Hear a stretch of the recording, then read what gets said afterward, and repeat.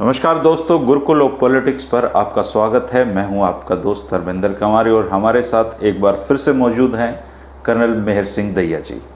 Colonel मेहर सिंह दहिया जी का सेना में बहुत उत्कृष्ट रिकॉर्ड रहा है और ऑपरेशन मेघदूत के बाद जो सियाचिन की चोटी है उसको अगर भारत के आज वो कब्जे में है, भारत उस पर अपना प्रभाव रखता है, तो उसमें कर्नल मेहर सिंह दहिया जी और इनकी टीम का, इनके सैनिकों का, जवानों का बहुत बड़ा योगदान है। आप गूगल पे सर्च कर सकते हैं या पिछला इंटरव्यू जो मैंने इनका किया था उसमें आपको इनकी कहानी पता चल जाएगी।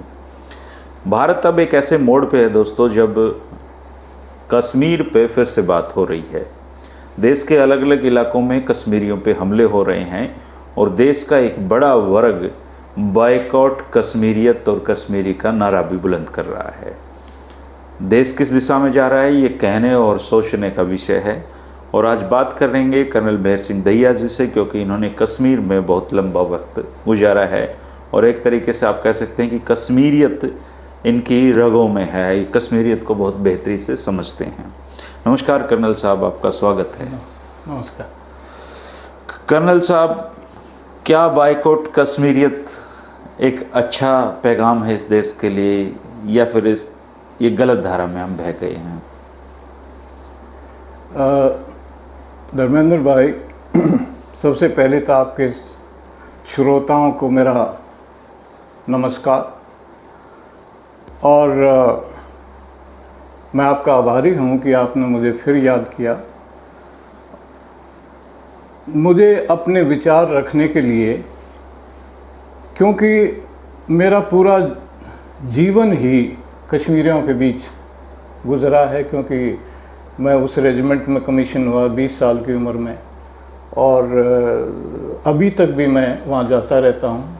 कुपवाड़ा जो कि फॉरवर्ड डिस्ट्रिक्ट है, वहाँ गांव में भी रुकता हूँ। अच्छा। और बहुत से मेरे वेटरन्स, जो अभी हमारी 9 तारीख को मीटिंग भी हुई थी, पंजाब में मेरी यूनिट है, वहाँ तकरीबन मेरे ख्याल में 500-700 लोग इकट्ठे हुए होंगे पूरी रियासत जम्मू कश्मीर से।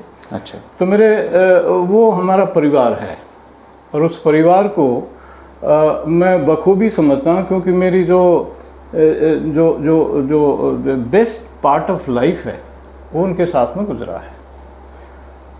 मैं अपनी बात रखने से पहले आपकी चैनल का दस्तूर को कायम रखते हुए मैं कहना चाहता हूँ, नंगड़ पड़ोसी और बाप का मौसी ये दुख देने की साधनों है। नंगड़ पड़ोसी और बाप का मौसी, बाप का मौसी, ये जो है निरे दुख देने का सौदा है। यो मैं इस विषय पे खुले दिल से अपने विचार रखना चाहता हूँ, क्योंकि मेरी ज़िंदगी का ये अहम हिस्सा है और मैंने इसको जिया है। जी जी। मैंने एक कविता में लिखी थी 2 लाइन कि वो पाकिस्तान, वो कहते हैं कि हर पाकिस्तान के खून में कश्मीर बहता है और हमें हर बहे खून में कश्मीर दिखता है। क्या देयर टू परसेप्शंस। तो मैं आभारी हूँ कि आपने इस विषय पे जो है मौका दिया, क्योंकि आज देश बड़े संवेदनशील समय से गुजर रहा है। तो मैं शुरू से ही क्लैरिफाई कर दूँ कि आज देश बहुत ही मजबूत लीडरशिप के हाथ में है और जो भी फैसला वो करें पूरा देश उनके पीछे खड़ा है। अब तो पक्ष और विपक्ष का चक्कर भी खत्म है। हाँ, विपक्ष भी कह रहा है कि आप फैसले लें। जिसका जो काम है वो उसी को करना चाहिए। और दूसरे एक आम आदमी के अधिकार क्षेत्र में नहीं आता कि वो उस पर टिप्पणी करे या छिट्टा कसी करे। वो हमारा जो हमारे अधिकार क्षेत्र में है नहीं, उसके बारे में क्या कहना। राजनीति पर से मेरा विषय नहीं है। मैं एक समाज विचारक हूँ और एक्टिविस्ट भी हूँ। फौज में 34 साल करने के बाद में 17-18 साल हो गए मुझे हरियाणा और इस NCR में घूमते हुए जी। As an observer purely from academic point of view. और मैं लिखता हूँ। इससे पहले कि आप कश्मीर पर आए, मैं आपके श्रोताओं को एक ब्रॉड पर्सपेक्टिव देना चाहता हूँ। जी बताइए।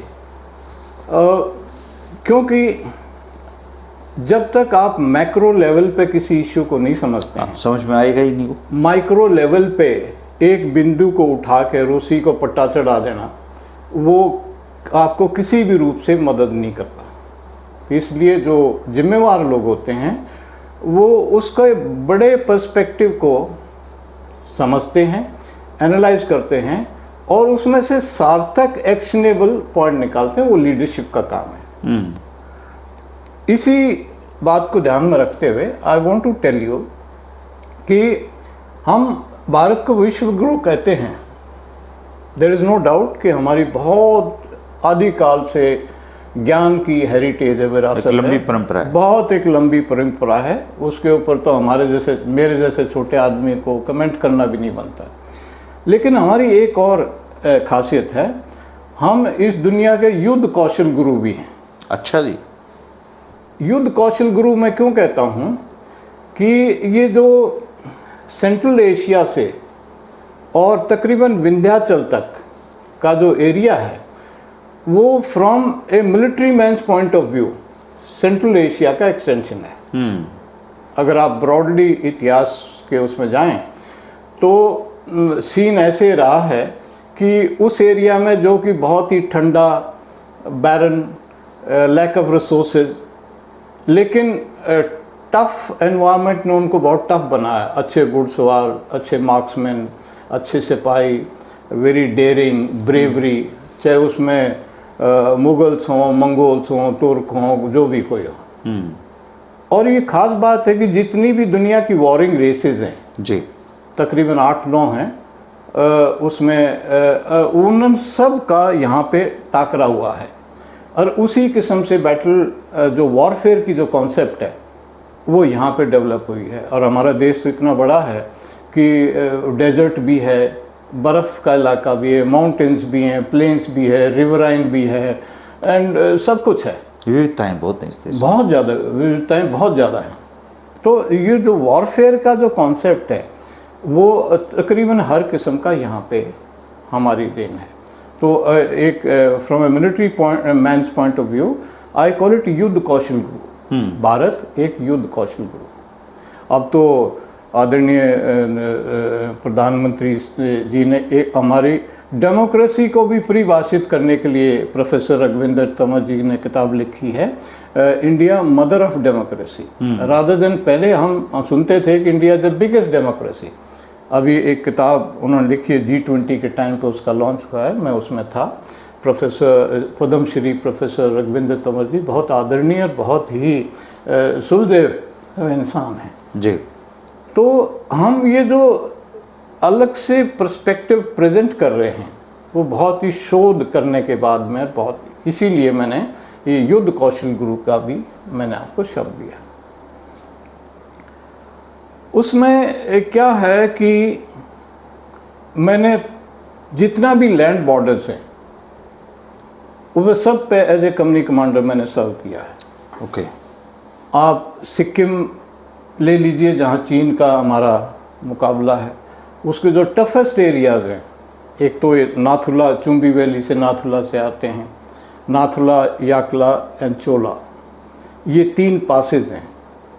वहाँ एज ए कंपनी कमांडर मैंने सर्व किया। फिर लेट 80s में हमने नॉर्थ सिक्किम में गायगोंग प्लेटो, जिसकी एवरेज हाइट 18,000-19,000 हैं, इंडियन आर्मी ने जो है इनिशिएटिव वो ऑक्यूपाई किया। एंड फर्स्ट विंटर्स में मैं वहाँ था, मेरी यूनिट वहाँ थी। और पहली बार विंटर्स में रहना, -30-40 डिग्री टेम्परेचर जाता है, 18-20 हज़ार की।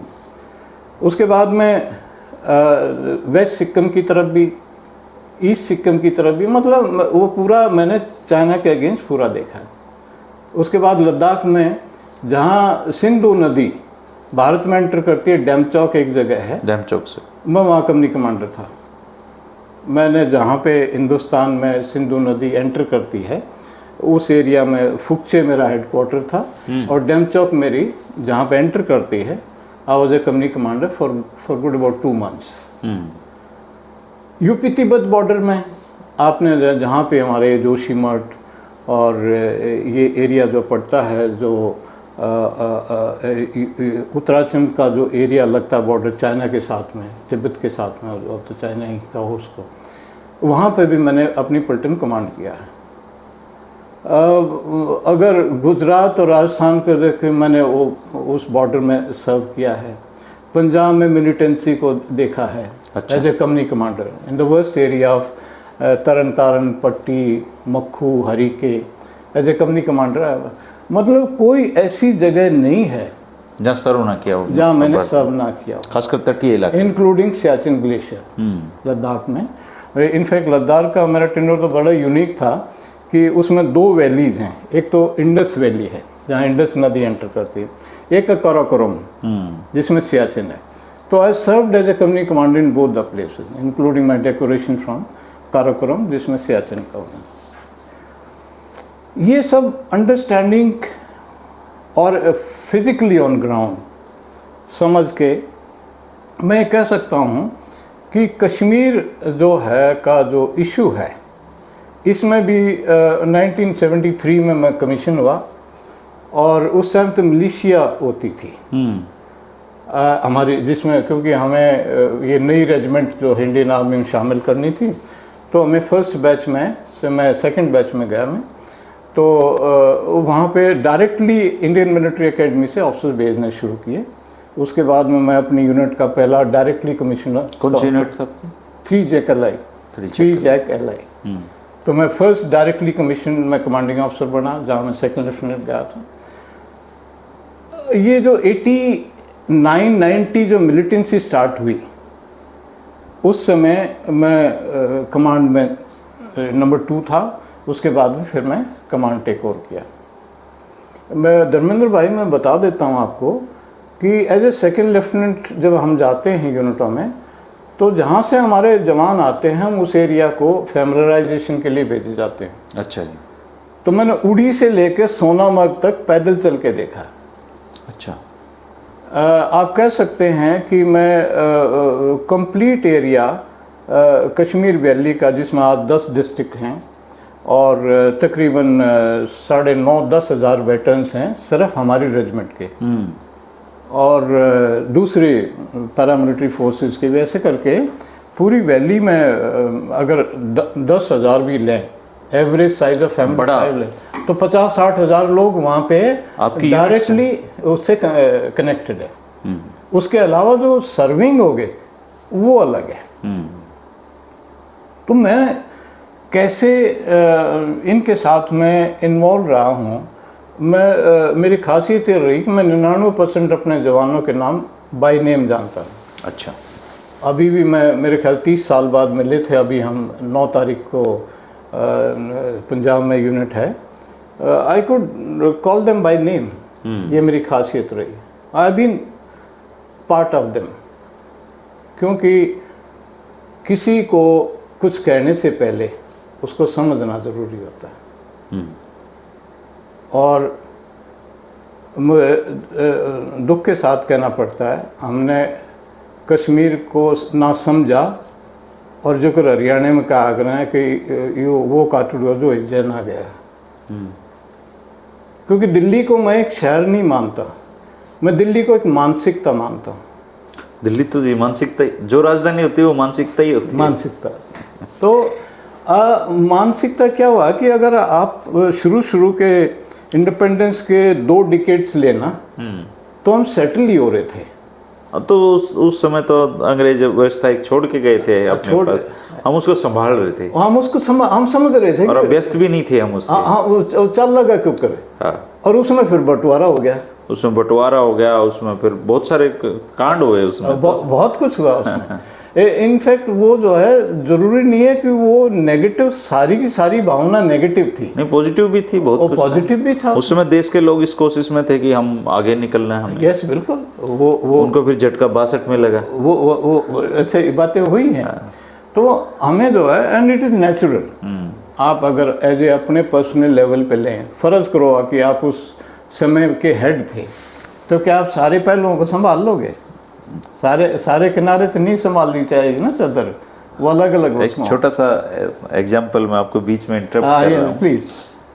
किसी एक फैसले पे मेरे पिताजी ने मेरे दादाजी को कहा कि पिताजी आपको ये हैंडल करना नहीं आया। हाँ दुगलो पे मैं जवाहरलाल नेहरू थे तो शाना को नहीं, उसमें भी कई हैंडल अच्छे से नहीं हुए फैसले। ये फैक्ट है। तो बोला जब आप घर या देश को चला रहे होते हो तो कुछ फैसले आपके ऐसे होंगे जिस पे सवाल उठेंगे, ये उठेंगे। लेकिन उस दौर में मेरी क्या सिचुएशन थी ये मैं जानता हूँ। बिल्कुल बिल्कुल। इनफैक्ट इसी पे मेरे को किसी ने, एक बड़े टॉप क्लास बिजनेसमैन है, उसने एक दिन ऐसे बातचीत में कहा कि no decision is wrong decision. अच्छा यार ये कैसे हो सकता है, इसको जरा व्याख्या करो, एलोबरेट कर रहे। तो ये सेज कि जब हम डिसीजन लेते हैं तो हम सारे फैक्टर्स को कंसीडर करके डिसीजन लेते हैं, लेकिन अगर 50 साल के बाद में उसका विश्लेषण करेंगे तो हालात बदल चुके हैं। इतिहास तो आकलन करेगा उन चीजों का, वो करेगा, इतिहास करेगा, लेकिन इतिहास का आकलन करने के लिए भी you should be able to step back, पीछे ही देखना पड़ेगा। वो सब के बस की बात नहीं। हम उसको ये बड़ा गैप हो रहा है कि हम उस समय की चीज को आज के परिवेश में देख रहे हैं और जजमेंटल हो रहे हैं। यहाँ पे गलती हो रही है। To come back to my Kashmir association, Kashmir के बारे में इंडिपेंडेंस स्ट्रगल का जो पीरियड है उस पर मैं थोड़ा सा व्याख्या करूँगा और बड़ी नई चीज़ बताता हूँ आपको। समय ये था कि महाराजा 565 स्टेट में अकेला इंसान था जिसने कहा कि ना मैं पाकिस्तान में जाऊंगा ना मैं हिंदुस्तान में जाऊंगा, मुझे कोई सा नहीं चाहिए, मुझे कोई सा ना चाहिए। बिकॉज उन्होंने डोमिनियन स्टेटस डिफाइन करके उन सबको इनको ऑप्शन दिया कि भी इन में से ज्वाइन कर सकते हो आप। महाराजा हरि सिंह ने कहा कि मैं कोई से मना करूं और उसने स्टैंड स्टिल एग्रीमेंट साइन किया। जब वो उस काबू तो बार हुई तो अक्टूबर में जो है वो सब बात हुई, वो हिस्ट्री का पार्ट है। उस समय पे जो पैन इंडिया जो इंडिपेंडेंस स्ट्रगल में जो वॉलंटियर्स थे, आप जाना मेरी बात को ध्यान से सुनना, वो उनका जो स्टेटस था, वो गांधी जी का जो मूवमेंट था इंडिपेंडेंस के लिए, उसमें उससे भिन्न हुआ जो कश्मीर में हुआ। वो क्या हुआ कि हमारे जो महाराजा का जो एस्टेब्लिशमेंट था वो पूरा एन ब्लॉक अक्टूबर नवंबर में खाली कर गया। यहाँ तक कि जो उसकी स्टेट फोर्सेस थी उनको भी जगह नहीं दी। वो बाद में इंडियन आर्मी के साथ में मर्ज हुए। जैक राइफल वो रेजिमेंट है, बड़े अच्छी आउटस्टैंडिंग रेजिमेंट है। वो उनको भी वहाँ वैली में जगह नहीं थी। वो जबलपुर में आज उनका सेंटर है। Is a very wonderful regiment. लेकिन हमारे को जो लोग हमारे आए सिविलियंस जी, कबायलियों को फेस करने के लिए, क्योंकि उस समय की जो आर्मी थी वो तकरीबन 2-2.5 लाख थी और उसमें से कुछ हिस्सा पाकिस्तान को चला गया था। अगर हम पीएको को वो ऑपरेशन नहीं गए, उसमें और फैक्टर्स होंगे, लेकिन एक फैक्टर ये भी था कि मैन पावर की बहुत शॉर्टेज थी। अब थे नहीं, उतने जवान नहीं थे ही नहीं, यू डिडंट हैव आर्मी। तो उसको गैप को करने के लिए जो उस समय के पॉलिटिकल लीडर्स थे, देखिए वो अलग थे, वो अब उन धर्म और जाति को छोड़ दिए थोड़ी देर के लिए। उन्होंने जो है ये जो वॉलंटियर्स आए इंडिपेंडेंस स्ट्रगल के लिए, उनको होम गार्ड में ऑर्गेनाइज किया और वो ही होम गार्ड को ऑर्गेनाइज करके आस्ता आस्ता करके वो मिलिशिया बटालियन बनी। मेरी बटालियन, फर्स्ट बटालियन जो है शेख अब्दुल्ला ने अपना नाम दिया। अच्छा, तो उसको आज भी उसका टाइटल शेर कश्मीर है। First Jammu Kashmir light infantry का फर्स्ट उसका जो टाइटल है वो शेर कश्मीर है। शेर अब्दुल्ला साहब वाज शेर कश्मीर। और जो सेकंड बटालियन है वो है हमारे मोहम्मद मकबूल शेरवानी के नाम। अब ये शख्स कौन था? जब कबायली जो है बारामूला में आए तो उनको अनजान थे, उनको रास्ता नहीं मालूम था। तो मोहम्मद मकबूल शेरवानी एक आम लड़का था, उसने उनको मिसगाइड करके एक तरफ जो है दूसरी तरफ के, जिससे उनका मूवमेंट जो है वो डिले हो गया। अच्छा, उन्होंने उसको पकड़ा और बारामूला के चौराहे पे क्रूसीफाई किया नील से गार्ड। शेख अब्दुल्ला ने नहीं, मोहम्मद मकबूल शेरवानी को। तो वो आज भी हमारी जो सेकंड बटालियन है वो मोहम्मद मकबूल शेरवानी के नाम से है। अच्छा जी। और तीसरा जो है, जो मेरी पलटन है, वो डिप्टी चीफ मिनिस्टर थे गुलाम मोहम्मद बख्शी साहब। मेरी पलटन जो है वो टाइटल जो है खालिद कश्मीर है, जो कि अब्दुल्ला साहब का टाइटल था शेर कश्मीर। शेर कश्मीर। और गुलाम मोहम्मद बख्शी को बोलते थे खालिद कश्मीर। मेरी पलटन खालिद कश्मीर है। अच्छा जी। ये जो वॉलंटियर आए, इन्होंने जो मिलिट्री के ऑपरेशन जो 47-48 में चले, उनमें मैन पावर को मेकअप किया। 18 मई को 48 को मेरी यूनिट ये वॉलंटियर्स रीऑर्गेनाइज होके they became a unit in बुनियार, एक जगह है उड़ी में, जहाँ पे ब्रिगेडियर राजेंद्र सिंह ने लास्ट स्टैंड लिया था, जो जे.एंड.के फोर्सेस के कमांडर थे। अच्छा जी। और वहाँ वो शहीद हुए। उसी जगह पे हमारे ये वॉलंटियर्स इकट्ठे होके ऑर्गेनाइज हुए और उन्होंने अपने तरीके से इसको वो किया, रन किया। तो this is the history of my. मैं आपसे एक सवाल, leave A question with you, कि जितने भी पैन इंडिया ये पॉलिटिकल वॉलंटियर्स थे, वो सब फ्रीडम फाइटर्स बने। और बड़ी अच्छी सरकार ने पॉलिसी चलाई, पेंशन दिया, ट्रैवल फ्री किया, एक कंपेनियन साथ में दिया, वगैरह वगैरह। लॉजिकली अगर देखा जाए तो जिन्होंने वहाँ पे वो ही काम किया और बाद में जो है इंडियन आर्मी की स्ट्रेंथ भी मेकअप की, उनको नहीं मिला जस्टिस, उनको कुछ नहीं मिला। और वो सन 76 तक, धर्मेंद्र भाई विल बी सरप्राइज दैट 74 तक मेरी यूनिट सिर्फ जे.एंड.के में रही। मोस्ट डिफ़िकल्ट एरिया, दराज, गुरेज, कंजलवान, क्योंकि वो बनी उनके लिए है, वो उसी एरिया के लिए। जब हम मर्ज हुए तब वो रेस्ट ऑफ द कंट्री में जाने लगी। कैन यू बिलीव, उनके पास पेंशन भी नहीं थी। अच्छा जी। And the funding used to come from Ministry of Home Affairs. जब हमने जो पैरामिलिट्री में काउंट करते थे, पैरामिलिट्री वो किस समय भी ना थी। अच्छा। It was nobody's baby. Yes, in operation they use to be used in front line. अब जैसे एक ब्रिगेड फॉर्मेशन है, तो उसमें एक जे.एंड.के मिलिशिया बटालियन है। मेरी बटालियन ने 65 लड़ा है, 71 लड़ा है, लेकिन हमारा उसमें वो योगदान एक्नॉलेज नहीं हुआ, बिकॉज वो उस पर चलता है। तो ना तो उनको जो है वो फ्रीडम फाइटर्स का कुछ मिला, फौज में वही काम करते हुए उनके पास पेंशन भी नहीं थी, पे भी कम होती थी, लॉजिस्टिक्स भी कम होती थी, and still they did the job. ये हमारा बेसिस है। अगर आप इसको पॉलिटिकल उसमें देखें तो जब एक सिपाही होता है, उसका परिवार पीछे समाज का हिस्सा होता है, और समाज में जो होता है उसका असर उसके परिवार पर, और उसके परिवार के माध्यम से फौज पे असर जाता है, उस पर आता है। इसमें तो कोई दो राय नहीं। इनफैक्ट मैं यहाँ एक छोटा सा उदाहरण देना चाहूँगा। जब मैं कमांड कर रहा था, एक सिपाही ने अपने प्रोविडेंट फंड से 40,000 रुपये निकालने के लिए रिक्वेस्ट डाली। तो वो use to countersign as a CO। तो मैंने सुबदा में साहब को बोला, मैंने कहा साहब ये गुलाम रसूल को बुलाओ। आई कॉल्ड हिम बिकॉज वो मिलिटेंसी का टाइम था।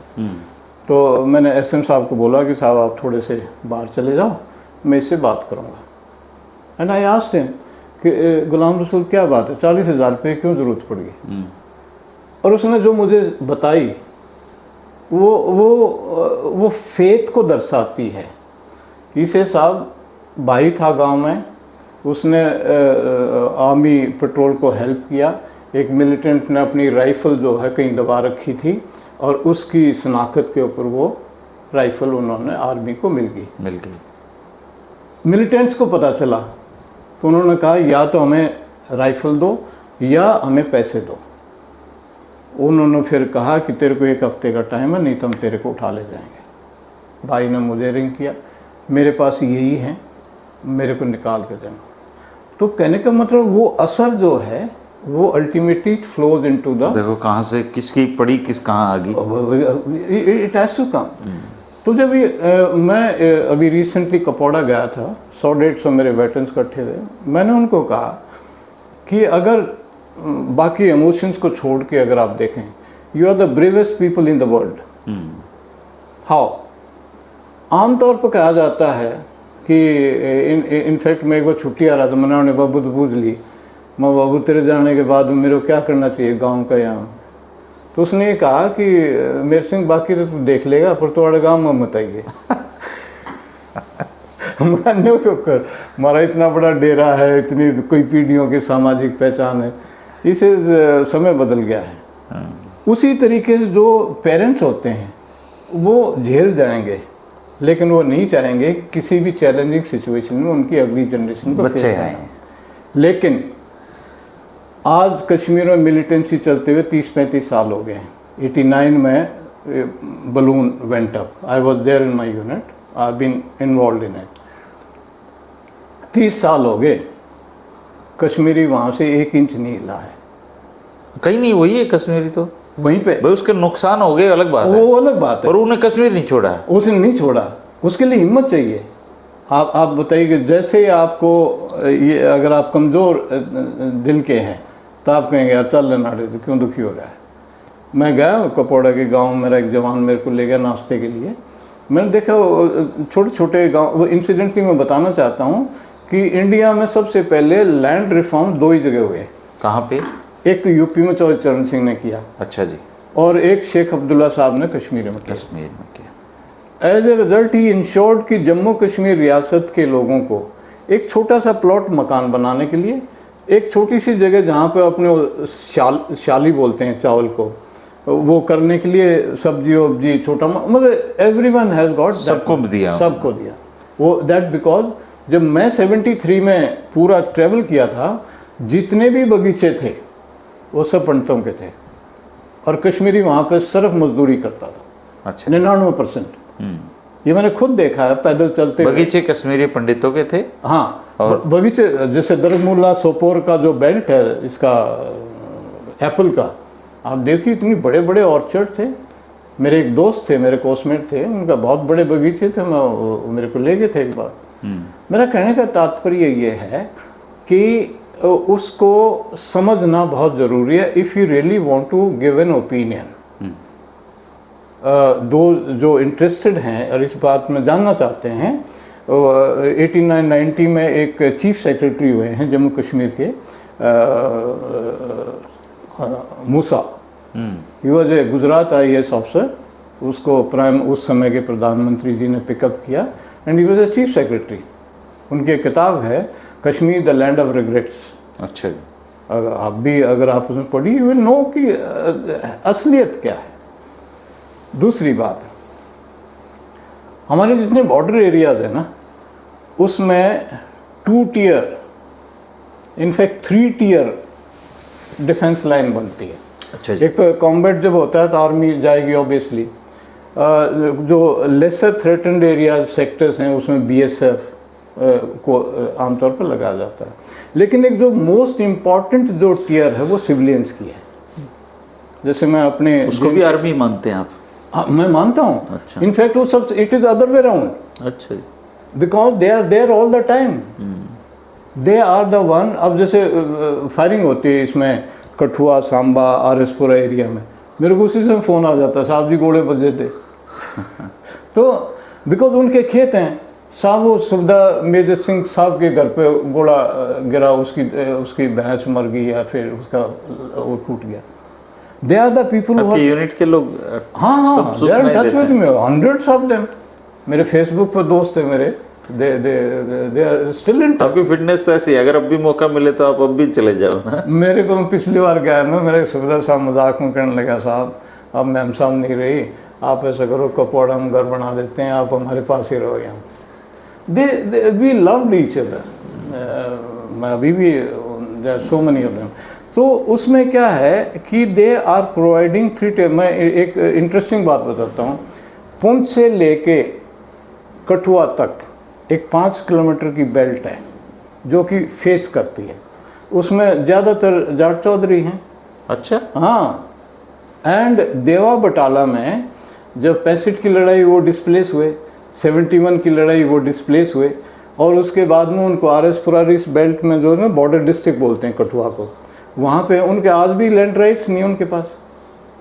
और अगर आप विचारक हैं आप रिहेबिलिटेशन काउंसिल ऑफ इंडिया के बजट यूटिलाइजेशन को आप ज़रा सर्च करना, J&K के कौन लोग हैं जो उसमें रिहेबिलिटेशन के फंड्स को यूज़ किया। यू विल बी अमेज्ड कि जो लोग 3-3 बार डिस्प्लेस हुए हैं, जिनको आज भी लैंड राइट्स नहीं है, उनको कुछ नहीं मिला, उनको कुछ नहीं मिला।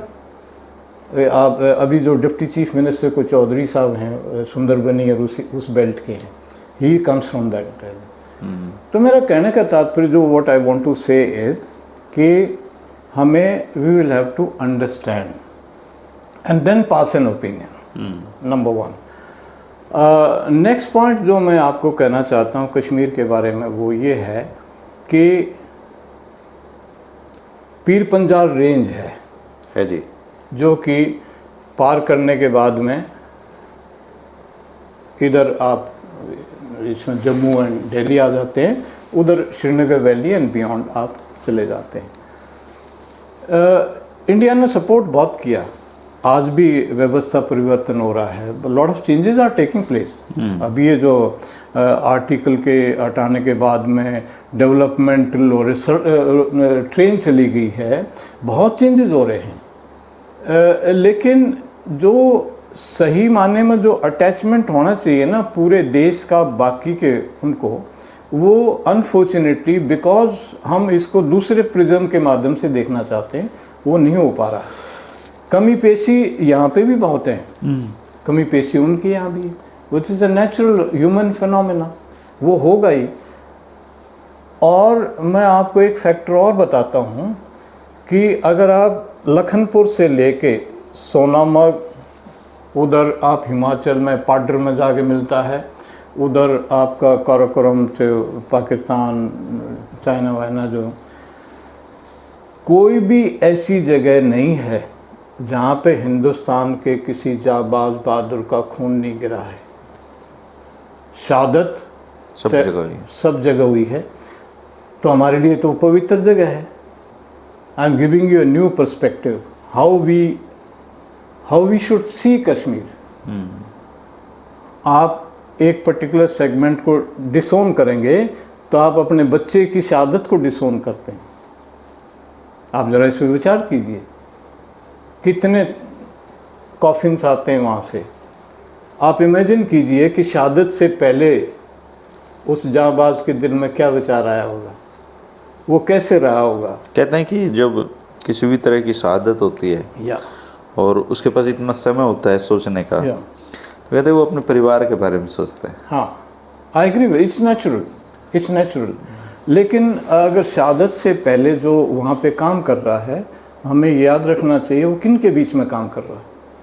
इनफैक्ट मैं आपके पास समय हो तो मैं अपने बेटे की कहानी सुनाता हूँ। जी बताइए। ही वाज इन आर, और उसने आर से निकलते समय उसकी वहाँ शुक्राना बाबा का कोई मज़ार ये इस टाइप के, he wanted to go there because जो ऑपरेशन में जाते हैं ये वो करने, और धन्यवाद। और उस दिन जो है लास्ट डे को वहाँ बहुत बड़ा एजिटेशन था, he couldn't have gone in uniform, तो ही वेंट इन सीवीज और सडनली जब बांदी वुलर लेक पे सिविल ड्रेस में चले गए। हाँ, सिविल ड्रेस में जाना ही सिविल ड्रेस में था। तो जो जो जो जो जो टैक्सी ड्राइवर था उसने देखा कि सडनली जो सोचे क्राउड हैज कम। 15 मिनट तक ही bargain for my son's life. He says क्या बात कर रहे हो आप, अगर ये लोग यहाँ नहीं आएंगे तो हम कहाँ जाएंगे, हमारी रोजी रोटी कहाँ से आएगी, अगर इसको कुछ होता तो मैं अपने आप को गोली मार लूँगा। एंड ही सेव्ड माई सन, बचा लिया उनको, नहीं तो मार देते हो। या ऑब्वियसली बहुत बड़ी क्राउड थी, पूरा वैली बंद था, बट आने से पहले ही वांटेड टू पे हिज रिस्पेक्ट। 2 जगह जहाँ पे उसका एक जवान इंजर्ड हो गया था, उसको हॉस्पिटल पहुँचाना, उस एरिया में ही वांटेड टू गो। तो ये हमारी भावना है, और ये भावना उन लोगों के साथ है जो हमारा आधार बनते हैं। एक there something known as human intelligence. मैं आपको बताना चाहता हूँ कि इंटेलिजेंस के बगैर आर्मी अंधी है, और 100% इंटेलिजेंस उन्हीं से आती है। तो imagine the services which they are providing. वो सारी उम्र ही सर्विस दे रहे हैं इस हिसाब से, तो है वो सर्विस तो सारी उम्र ही दे रहे हैं फिर। हाँ बिल्कुल, और इतने सालों से दे रहे हैं, और अपनों के बारे में दे रहे हैं। That is the best. अगर उससे ये देना बंद कर दें हाँ, तो फिर तो हैंडल करना ही मुश्किल हो जाएगा। आपके पल्ले है क्या? I am being very frank, आप बताइए कि आप कैसे हैंडल करेंगे। तो best is we must have a human approach. उसमें सारी चीज़ें थे। सबसे बड़ी इशू ये है कि हम हर एक चीज़ को धर्म के प्रिज्म से देखना चाहते हैं। अब थोड़ा ज़्यादा हो गया, पहले कम था। अब ज़्यादा होगा, क्यों हो गया? उसका कारण तो खैर ये बहुत बहुत बड़ा विषय है, लेकिन मैं अपने देशवासियों से कहूँगा कि आप ज़रूर यू हैव योर ओपिनियन, लेकिन उससे पहले समझो तो सही कि किसके। फौज में तो कोई धर्म नहीं होता। हमारा सवाल फौज में तो बड़ी अच्छी व्यवस्था लगती है मुझे। एक ही जगह पे गुरुद्वारा है, एक ही जगह पे चर्च है, एक ही जगह पे मंदिर है, मेरी यूनिट का उदाहरण है। मैं shared it on my post also. अभी रिसेंटली जब गए थे, it was the same thing. 45 minute का समय तीनों के लिए, उसमें टक से बाहर, and that's the end of it. मैंने सारी ज़िंदगी एक का धर्म फॉलो किया, बिलीव मी। यूनिफॉर्म के कहा कि मैं अपना काम करूँगा, तू अपना देख लिया। इस तरह फालतू मेरी कोई कॉन्सेप्ट ही नहीं। यूनिफॉर्म धर्म था, बस इसी पे निचोड़ आ गया। अभी कमिंग टू दिस इंसिडेंट, देखिए आप देश के मालिक हैं, अगवा हैं, सबको जो करना है, it is a very, the whole country is with you, I have no opinion on. लेकिन इस पे भी मैं ये कहना चाहूँगा कि rather than doing something to the offender, it is better that you improve your own system. उसमें जो खामियां हैं, अगर आप उनको, अब जैसे हमारे मिलिट्री ऑपरेशंस होते हैं इंसर्जेंसी वगैरह में, we analyse, I was in institution counter insurgency and jungle warfare, हम हर एक इंसिडेंट को एनालाइज करते थे। क्यों हुआ, कैसे हुआ, क्या सीखा इससे हमने, क्या सीखा हमने, आगे ना हो इसके लिए आगे ना हो। एग्जैक्टली। तो मेरा सुझाव ये है कि आप एनालाइज कीजिए और जितनी भी कमियां हैं उनको आप मेकअप कर लीजिए, क्योंकि आप दूसरे ऑफेंडर को करेंगे, उसका कितना असर होगा वो उस पर डिपेंड करता है। वो कहते हैं ना, उतर गई लोई तो क्या करेगा कोई। आप मेरा क्या कर लोगे, और नंगड़ हो तो वो फिर आपने भी ले डूबेगा। नंगड़ पड़ोसी बाप के मौसी हैं। it is like that, it's a fact. ये जो इंसिडेंट है, as a young officer I been on these meadows, वो नो जंगल में एरिया में वो क्लियरेंसेस होती हैं, फर्स्ट क्लास इन्वायरमेंट वो, लेकिन एक रोड एक्सेसिबिलिटी नहीं हो, पैदल जाओ, घोड़े से जाओ, तो वो इस टाइप के एरिया में ये इंसिडेंट हुआ है। पहलगाम जो हुआ है, हाँ जो हुआ है, देखी हुई आपकी ये जगह? हाँ सब देखा, मतलब कोई जगह ही नहीं छोड़ी है।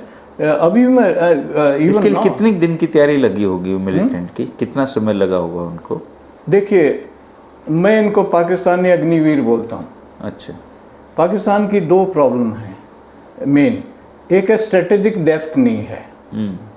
अगर हिंदुस्तान उसको पुश करता है तो कितना पीछे हट लेगा, उसलिए उन्होंने अफ़गानिस्तान के अपने साथ में वो रखा था। दूसरी बात है मैन पावर की, they move is very smart. उन्होंने ये इरेगुलर जो है वही काम इनसे करवा देते हैं, उसमें कुछ उनके लोग होंगे, there is no doubt about it. And ये जो इस टाइप के ऑपरेशंस हैं, जैसे हमारे जैसे सभी काउंटर इंसर्जेंसी वगैरह में रहे, उन लोगों का क्या है कि मोटिवेशन जो है वो एक तो ये है कि they families will be looked after, number one. दूसरा फिर वो धर्म का तड़का लगा देते हैं, बिकॉज जो मिलिटेंट्स के साथ में हमारा हुआ है, फीडबैक होता है, जिहाद करेंगे तो वो होता है, आप उसको कोई शब्द दे दीजिए। लेकिन अल्टीमेटली भाई साहब, when it comes down to that thing, when he picks up a weapon and faces you, it is he himself and his own jihad. वो सर्वाइवल जो है इंस्टिंक्ट सबसे स्ट्रांग होती है इर्रेस्पेक्टिव ऑफ ह्यूमन बीइंग्स। यहाँ पे इन्होंने actually क्या है, it is not only killing this tourist which is very unfortunate. अगर आप इसको बड़े रूप में देखें, the way the whole thing has been enacted, I call it enacted, मतलब पूरा जो है उन्होंने प्लानिंग किया, तैयारी की, अपने आप को लोकेट किया, इन्फिल्ट्रेट किया वगैरह वगैरह। एक्चुअली वो जो किया उसमें पहली बार दो चीज़ें पहली बार हुई हैं कि सबसे पहले तो टूरिस्ट के ऊपर पहली बार हमला हुआ है। इसका डायरेक्ट और डायरेक्ट असर, टूरिस्ट मारे जाते रहे हैं पर वो इंटेंशनली नहीं मारे जाते रहे, वो इस तरीके से नहीं है। अब जैसे ये मैं तो बिल्कुल घाटी से टूरिज्म को तबाह करने का एक किस्म एग्जैक्टली इसमें दो तीन एंगल और हैं। एक तो फिजिकल इंजरी है, it's very unfortunate, shouldn't have happened. हमें भी उतना ही दुख है जितना उनके पेरेंट्स को, जितना देश को, वो पूरे देश को दुख है जी। वो it is as a country we are hurt and we should be, why not, it's our own countryman, हमारे अपने बच्चे हैं। लेकिन उसने अब की बात जो स्ट्रेटजी है वो नई डाल की है।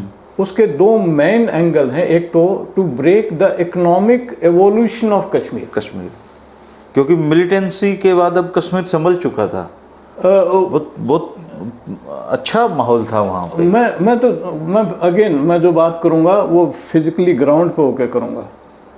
मैं पिछले 2-3 साल में कम से कम 4 बार जा चुका हूँ and I have travelled extensively.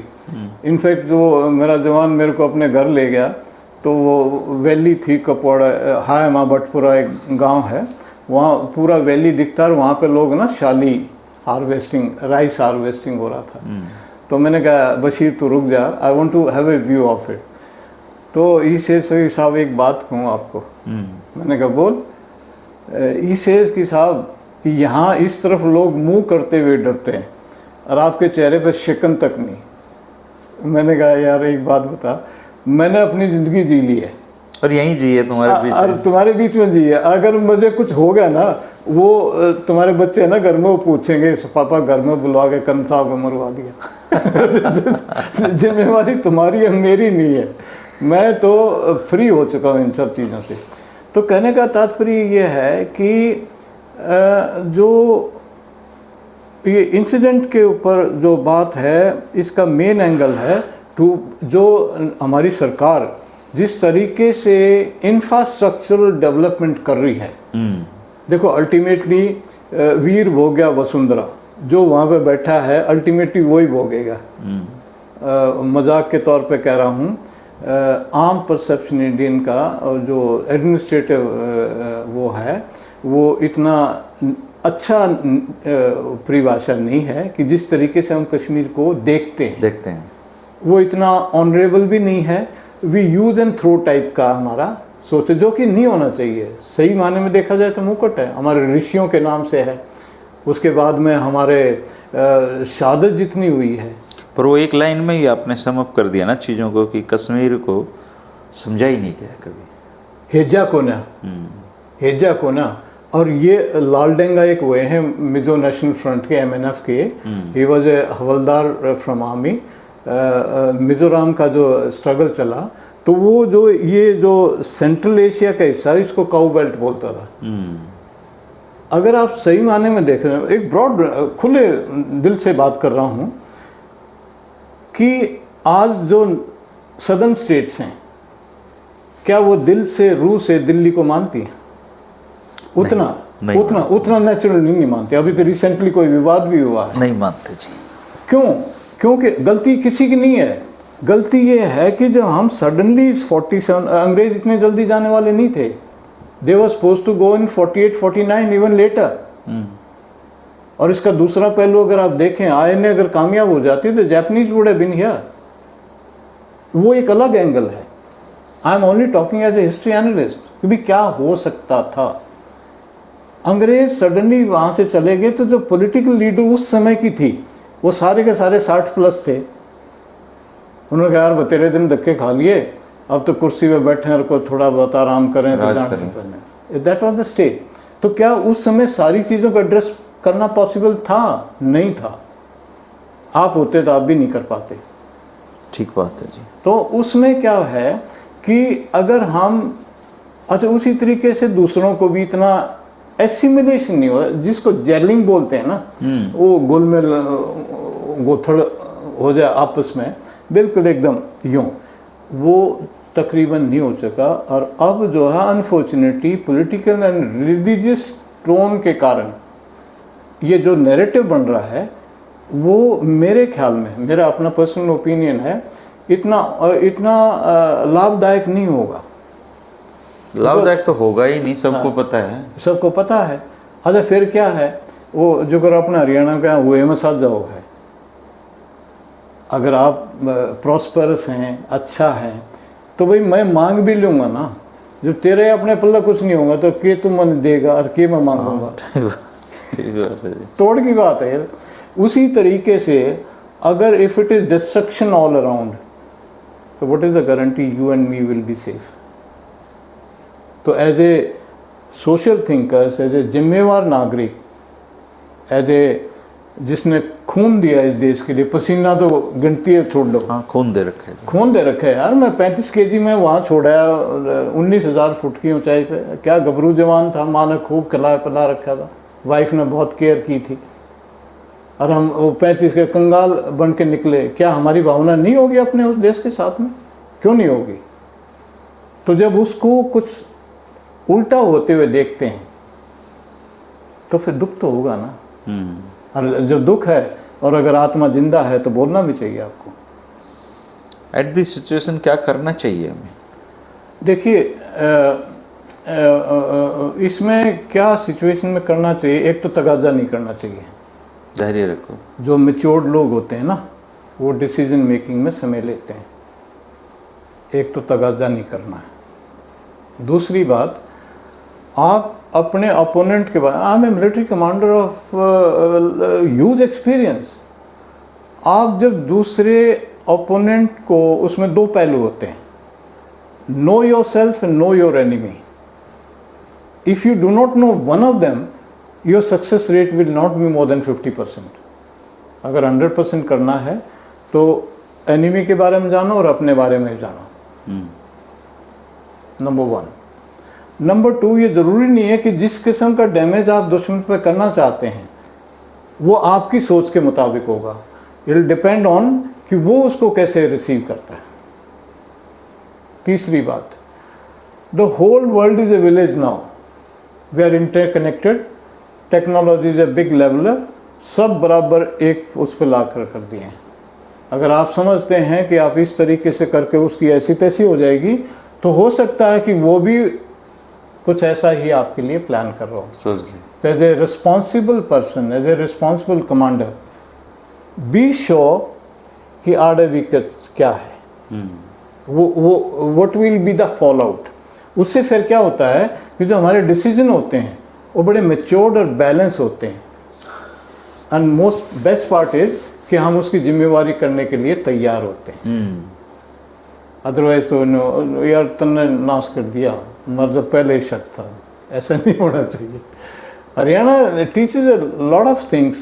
गांव की जो लर्निंग है, जो सटल वे में lot of messages are conveyed. बिल्कुल। तो इस इंस्टांस पे जो है मेरा अपना ये है कि इसको एज ए प्रैग्मेटिक अप्रोच से देखा जाए। प्रैक्टिकल कि सही माने में कहाँ पे चूक हुई है। देयर इज नो रीज़न यार वैसे आके 1.5 घंटा at free will you shoot people. Security failure तो है ही, इसमें तो कोई दो राय नहीं है। फेलियर तो कई डाल गए हैं।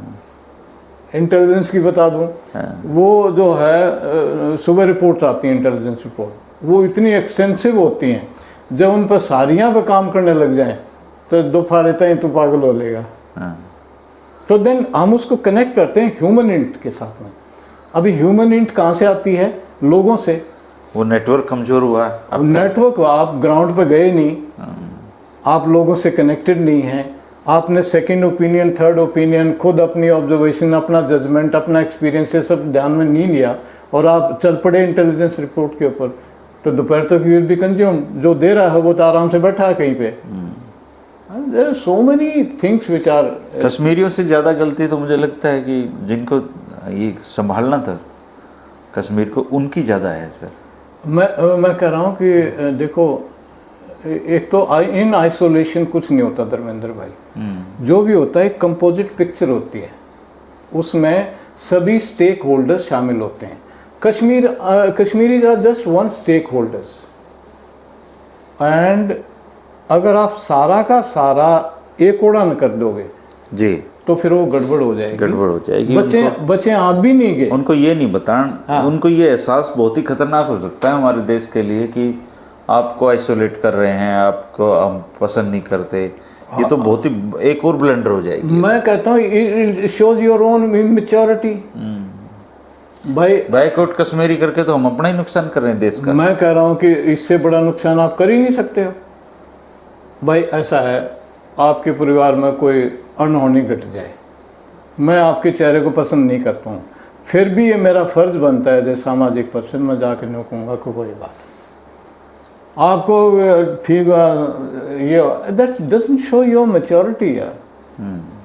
सच्चाई ये है, we are all humans, we are all human. Unfortunately क्या हो रहा है कि हम जो है इसको एक मैच्योर्ड बड़े भाई एज ए मेन कंट्री उसको ना समझ पा रहे हैं, ना ही हम उसको हैंडल कर पा रहे हैं। क्यों? क्योंकि जिंगोइज्म, मॉब मेंटेलिटी, वैचारिक दिवालियापन, इंटेलेक्चुअल बैंकरप्सी, जब इस किस्म की बातें हावी हो जाएंगी तो आपके डिसीजन गलत हो जाएंगे भाई। और सारा देश जब लीडरशिप की तरफ देखता है तो 100% फेथ से देखता है। वो है उसको दिया हुआ, we yes free, we are with you, जिस रूप में भी आप इस्तेमाल करना चाहें वैसे कर लो। It is the so that is and let me say one thing कि ना ये पहला बार इंसिडेंट है और ना ये आखिरी है,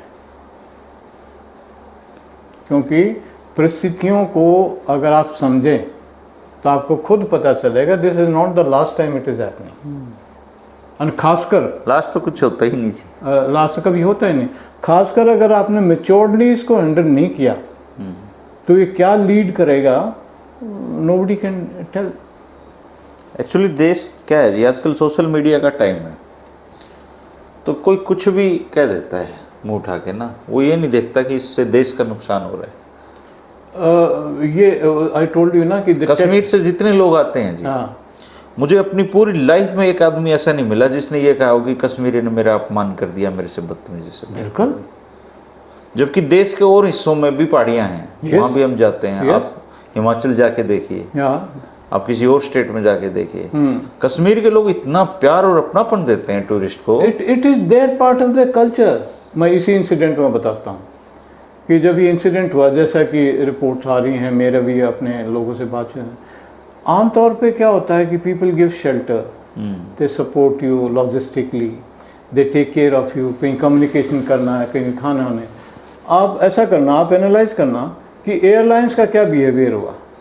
28-28 हज़ार की टिकट थी सर। तो फिर कुंभ में भी यही हुआ है। तो फिर किसको सिखा रहे हो भाई आप उधर उंगली उठाने से पहले खुद तो अपने गिरेबान में झांको कि आप कौन हैं।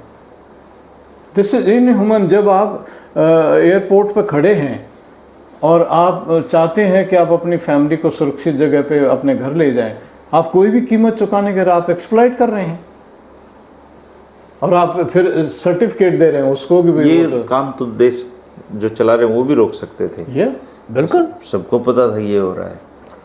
उस समय तो लोग आना चाह रहे थे तो उनको लाइए किसी भी चलो कश्मीर में छोड़ो, ये तो अपने लोग थे, अपने लोग थे। इनको भी क्यों एक्सप्लॉइटेशन वहाँ पे। इमेजिन द डेस्परेशन जब लोग वहाँ से निकलना चाह रहे थे। कैसे हैं सर मूलतः कश्मीरी लोग, कैसे हैं? मूलतः जो है the very courteous, very well mannered, caring, brave। मेरे लोग पूछते हैं कि यार आपस में बातें होती कैसे हैं, ऐसे दे मोर फेथफुल। अगर आप मेरे रेजिमेंटल सेंटर श्रीनगर में जाएं और मेरे वॉर मेमोरियल पे लिस्ट पढ़ें शहीदों की, तकरीबन 60% मेरे मोमडन लड़के हैं। कश्मीर के। यस, और यहाँ पे अशोक चक्रा भी लड़का वो टीए का वाणी 2-3 साल पहले ले गया था, and he was a militant earlier. तो there are these are the real, and what I seriously recommend is, before you become judgmental, before you criticize, go there, learn, and then you got all the right, then it is a positive criticism. आप यहाँ बैठ के कुछ भी social media पर रख के ये कर दें, और किसी ऐसा आदमी को पकड़ के पीट के आप जरा वो बनना चाहते हैं। हाँ, वो कोई फल बेच रहा था, हाँ, उसकी रेडी तोड़ दी और पाकिस्तान मुर्दाबाद के नारे लगा दिए, बदला ले लिया। एक बात बताऊं, कॉलेज में चंडीगढ़ कश्मीर की लड़की पढ़ रही थी, बच्चियां उससे बदतमीजी कर रहे हैं लोग। या कोई बेचारा सूट बेचने वाला, उसके साथ बदतमीजी कर रहे हैं। कोई गांव में छोटा मोटा कारोबार कर रहा है, उसको मार रहे हो आप, गाड़ी में बैठा रखते हो। मतलब क्या कर रहे हो आप? क्या बता रहे हो? आप कौन से मिलिटेंट से कम हो? बिल्कुल, you are a militant yourself. वही है ना। और फिर दूसरा, जहाँ तक पाकिस्तान का सवाल है ना, there is a saying, a man is known by the company he keeps and the enemy he chooses. अगर पाकिस्तान के एक जर्नलिस्ट हैं सर, उनका आज एक क्लिप आई हुई थी, मैं आपको भेजूंगा, देखना। वो कह रहे हैं कि पाकिस्तान और भारत की जनता एक दूसरे के दुश्मन नहीं है। हाँ, इसे किसी तीसरे पक्ष को फायदा हो रहा है, तब आप दुश्मनी पाल रहे हो। बिकॉज इंटरनेशनल पॉलिटिक्स इतनी, आपको मिला क्या है वो, इस दुश्मनी से क्या मिला है? बिल्कुल बिल्कुल। तो ऐसा नहीं कि भारत में, पाकिस्तान में भी ऐसे बहुत सारे लोग हैं जो अमन चाहते हैं। नहीं, वो देखो, एक बात ये सच्चाई है कि दो भाई अलग हो गए हैं, अपना अपना देश चला रहे हैं, और फिर आप, और जो देश को चला रहे हैं वो कैसे चला रहे हैं, वो तो उनको जैसा चला रहे हैं वैसा वो रह रहे हैं, वैसा रहना पड़ेगा, वो रहना पड़ेगा। अब वो एडवर्सिटी जब आएंगी तो हो सकता है उनका फेस करने का स्टेमिना हमारे से ज़्यादा हो। बिकॉज ट्रेडिशनली अगर आप सेंट्रल एशिया से देखें तो सारी चैलेंजेस उधर से ही होते हुए, और उसी टाइप का लोगों का नेचर बना है। तो उसको करके मेरे ख्याल में, I don't think it is A true Indian, responsible Indian. अगर आप साबित करना चाहते हैं तो वो जिगरा रखिए, गलत काम हुआ है आप उसको समझिए, उसको ये चिन्हित कीजिए कि कमी कहाँ रही, और उसको ठीक करो जी। बाइकआउट कश्मीरी कहने से काम नहीं चलेगा। मैं एक और सुझाव देना चाहता हूँ आपके माध्यम से, कि आए दिन जो है ना सोशल मीडिया पे, टीवी पे देखते हैं, अलग अलग, कोई सेना है, कोई संगठन है, कोई नु का मन 24 घंटे दे दे, पुलिस हटा दे, मैं कर लूँगा, मैं अपने आप से बहुत सारे लोग तैयार हो गए हैं। हाँ, मैं एक सुझाव देना चाहता हूँ। हाँ। इस देश में 85 करोड़ लोग मुफ्त का राशन खा रहे हैं। हाँ, खा रहे हैं ना, उनको दे रही है सरकार, और सरकार गौरवान्वित महसूस करते हैं 85 करोड़ को हम फीड कर रहे हैं, और उन्हीं के तकरीबन संगठन अलग अलग हैं। तो एक आंतरिक सुरक्षा सेवा दल बना दिया जाए इनको सबको, और जैसे अमरनाथ यात्रा है और कोई ऐसा काम है तो let them volunteer and give service. जिससे इनोवेटिव विचार में आएंगे, उस थॉट के साथ जुड़ेंगे। भाई जाएंगे, ज़मीन को देखेंगे, लोगों से वो पहचान होगी, और फिर जो है देश सेवा हो जाएगी। क्यों? अच्छा आइडिया है। यस, अगर कोई, मैं इसको नाम भी सोच के आऊँ, आंतरिक सुरक्षा सेवा दल। अभी तो 4 लाख हरियाणा में एक झटके में कम हो गए हैं। अब नाम काट दिया उनका भी। एक बात है, मजाक मैं कह रहा हूँ भाई, हरियाणा का आदमी चादर बिछाता अच्छा नहीं लगता। ये तो बड़े मेहनत कश लोग हैं अपने उसमें से। अब है ना जी, अब बदल गया जी सब कुछ। नहीं, बदल के भी जो जितना बदलेगा उतना वैसा ही रहेगा, इसमें कोई दो राय नहीं। अब सब कुछ बदल चुका है ना। चलो ठीक है, वो दांत रहे ना वो चने रहे। ना वो चने रहे। नहीं, that I agree with you कि समय, देखो, समय प्रगतिशील बदलाव आधारित रहेगा, ये लॉ ऑफ नेचर है, आदमी का इसमें कोई रोल नहीं है।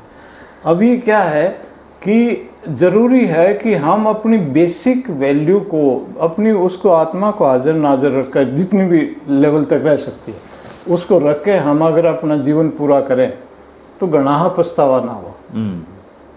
अदरवाइज अन्यों का फिर आपकी तरह खुश रहता है। खुश रहने से ही अच्छा है। मुझे तो ये जो आपकी फिटनेस है ना, मैं तो, मेरे पास दिक्कत ये है, आते फिट लोग हैं। कर्नल योगेंद्र सिंह जी को देख लो, आपको देख लो, जोगिंदर मोर को, सारे फिट लोग आते हैं। मैं एक इनमें ऐसा हूँ। ऐसा धर्मेंद्र भाई कि आदमी को व्यवस्थित तो रहना चाहिए, नंबर 1। और उसमें ऊपर वाले ने हमारे को पूरा प्रोग्रामिंग तैयार करके भेजा, सिर्फ 2 चीज़ों के लिए कहा, एक है खाना, एक है पानी। वो बेइज्जतियाँ उसने कही थी, देखे वो कहा ना, लेन देन में कसर राखी ना आगे बेटी भाग तेरा। तो वो उसको कहता है कि लेन देन में कसर राखी ना आगे तेरा भाग है। हाँ, रोटी तो न कमानी पड़ेगी, पानी रोटी का ध्यान रखे, बाकी तो कामयाब हो जाए। नहीं, बहुत अच्छा आपने कश्मीर और कश्मीर के लोगों पे, अगर वो आपकी बात वहाँ सुन रहे होंगे, एक समूह विशेष के खिलाफ या आप नफरत फैला के उनका दिल नहीं जीत सकते सर। ओवरऑल कंक्लूजन आपकी बात का यही है। रिसेंटली मैं एक इंसिडेंट में 2-3 साल जब मैंने वो मेमोरियल बनाया अपनी यूनिट का उड़ी में, तो मेरा उड़ी में आपकी यूनिट का मेमोरियल बना रखा है? हाँ, मेमोरियल बनाया मैंने। ओके। वो जहाँ हमारी रेजिंग को, रीऑर्गेनाइजेशन को उड़ी में है, जगह बुनियार एक जगह है। अच्छा। तो मेरा भांजा गुलमर्ग में पोस्टेड था, तो उन्होंने कहा मामा जी एक रात मेरे पास ज़रूर रुकना, मैं गाड़ी भेज दूंगा। तो उसने अपने टैक्सी ड्राइवर को मेरा भेज दिया उड़ी में, जहाँ मैं रुका हुआ था। तो वो उड़ी से बारामूला होते हुए सोपोर टंगमर्ग होते हुए गुलमर्ग आओ। वो कहने लगा साहब आप इजाज़त दो तो यहाँ से एक शॉर्टकट है, वो सीधा टंगमर्ग चढ़ा देगा, वहाँ से गुलमर्ग ना देना। तो मैंने कहा तेरी मर्जी है। मैं अकेला रोड टैक्सी ड्राइवर, गांव के बीच में से पहाड़ी कच्चा पक्के रास्ते से होते हुए वहाँ पे वो मेरे को ले गया। वो रात को वहीं रुका, अगले दिन मेरे को श्रीनगर एयरपोर्ट पर छोड़ने आया। मैंने उससे 2-4 बातें की, क्योंकि मैं एक खोजी आदमी हूँ। I observe thing, I analyse thing. मैंने कहा यार, वैसे तो मुझे मालूम है क्योंकि मैं तो उनके साथ रहा हूँ। मैं आपको 2 बातें बताता हूँ कि शादी की सारी शादियाँ 90% घरों में होती हैं, कोई बैंक्वेट हॉल का खर्चा नहीं है। नंबर 1। सारी शादियाँ दिन में होती हैं, रात को नहीं होती कोई। और सारी शादियों में नशा बैंड है। कश्मीर के लोग नशा नहीं करते ज़्यादा। अब आप उसको अपने यहाँ कंपेयर कर लीजिए। अपने यहाँ तो उजड़ गए जी लोग, मानते हो ना? इसका ब्योत है 2 लाख रुपये लगाने का, वो भी 10 लगा, वो 10 लगा रहा है। तो क्या आर दे बेटर और नॉट? नंबर 1। नंबर 2, आप ट्रैवल कीजिए कश्मीर वैली में, जितनी लड़कियां आपको सड़क पे दिखेंगी उतनी हिंदुस्तान के किसी कोने में नहीं दिखेंगी। लिंगानुपात ठीक है उनका। आई आस्क्ड द ड्राइवर इसका क्या कारण है। ही से साहब, पब्लिक प्लेस में हमारी लड़की को कोई छेड़ जाए किसी की हिम्मत नहीं है। मतलब that is the worst social sin कि हम किसी की बेटी खुल के जीती हैं लड़के हैं। कोई सारी स्कूल कॉलेज जाएंगी 100%। एंड सड़क पे क्या मजाल किसी की बहू बेटी को कोई छेड़ दे। तीसरी बात I asked him, I said यार तुम्हारे मौलवी शौलियों का क्या रोल है।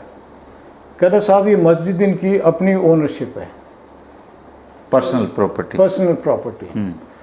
एंड वो जो वहाँ उसका काम सिर्फ नमाज पढ़ाना है, उसके beyond his opinion has got no influence on अस।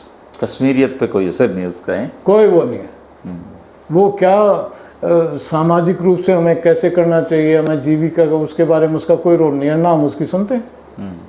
यहाँ पे ऐसा इंप्रेशन बनाया जा रहा है कि वो वहाँ पे ये करेगा वो करेगा, फलाना बताया ढकला बताया। Kashmiri is too fast. Why? Because Afghan, Mughals, Afghan, Khalsa, Dogra, जो एक्सप्लॉयटेशन हुआ है उससे कश्मीर को बहुत इवॉल्व होकर उसकी पर्सनैलिटी बनी है।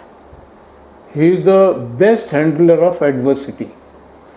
मैं आपको एक रिवाज बताता हूँ, जितने भी ये ऑपरेशंस हुए हैं लद्दाख के, जब महाराजा गुलाब सिंह के टाइम पे जनरल जोरावर सिंह का इनका सुनते हैं आप, जितना भी मिलिट्री ऑपरेशंस हुए हैं उसकी जो लॉजिस्टिक सपोर्ट है वो 100% कश्मीरियों के कंधे से गई है। और किन हालात में, किन कपड़ों में, किन खाने के आधार पर उन्होंने ये ऑपरेशंस कंडक्ट किए हैं, हम क्यों भूल गए। और वहाँ पे एक रिवाज है, उसका एग्जैक्ट टर्म मैं भूल रहा हूँ, कि वो 90% जो उनकी ईल्ड होती थी, 90% जो शाली हुई, चावल को बोलते हो ना, चावल को शाली, 90% शाली उसको एडमिनिस्ट्रेशन उठा ले जाएगा, 90%। और हर एक घर से एक एबल बॉडीड आदमी लेगा।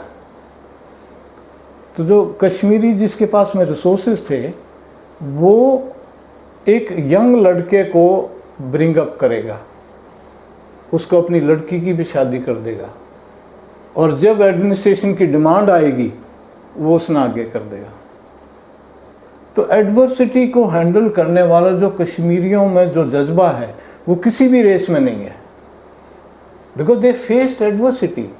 अफ़गानों की अगर वो जातियाँ सुने, Khalsa rule was no less, Dogras were no less, and still they have adjusted and survived, and पिछले 30 साल से मिलिटेंसी के अंडरगो कर रहे हैं और आपके मुकुट को बचाए हुए हैं। फ़र्ज़ करो कि वो वहाँ नहीं है, who will come and occupy somebody. यूँ तो कहते हैं कि फ़र्ज करो कि हरियाणा और पंजाब नहीं है, हाँ सोच तो कौन आएगा यहाँ पे, दिल्ली कौन आएगा, आप बोलिए कौन आएगा। तो आपको जो है ना, when you form opinion about somebody, ये सब फैक्टर्स को ध्यान में रखते हुए आप अपना ओपिनियन, ठीक है। बहुत बढ़िया सर। कर्नल मेहर सिंह दहिया जी ने बहुत ही विस्तार से बातचीत की है कश्मीर पे, क्योंकि कश्मीर को इन्होंने जिया है, कश्मीर में जो रहे हैं उनको पता है कश्मीर क्या है। दोस्तों, बाहर से बैठ के फुली फुली बात करना, बाइकआउट कश्मीर, किसी कश्मीरी को छिट्टा कसी कर देना, उसको तंग कर देना, ये अच्छे नागरिकों के काम नहीं है। कश्मीर को बहुत प्यार से हैंडल करने की ज़रूरत है, और देश की जो अभी देश चला रहे हैं उन लोगों पे विश्वास कीजिए, वो करेंगे, वो अच्छा करेंगे। आप कम से कम इस काम को ख़राब मत करिए। शुक्रिया कर्नल साहब, आप आए और अपनी बात रखी। Thank you so much.